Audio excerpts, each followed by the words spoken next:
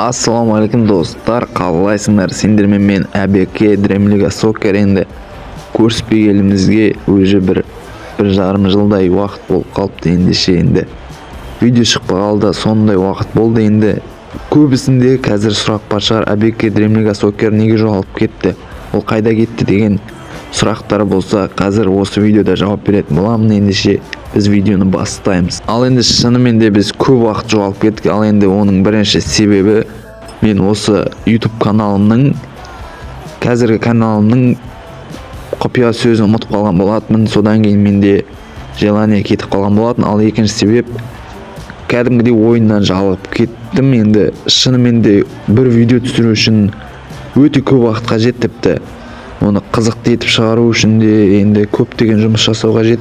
Ал үшінші себеп, кәдімгідей демалыс қажет болды.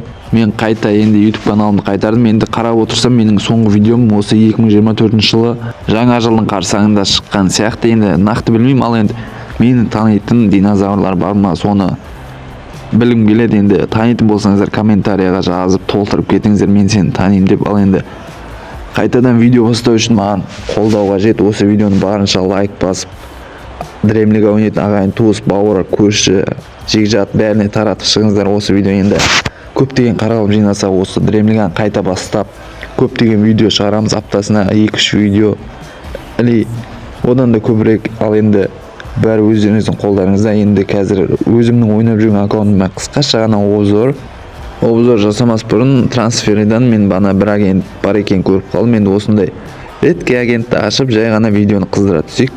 Оппа, бізде состав толы дейді. Ал енді бір-екі ойыншыны сатамыз. Пока что состав осындай.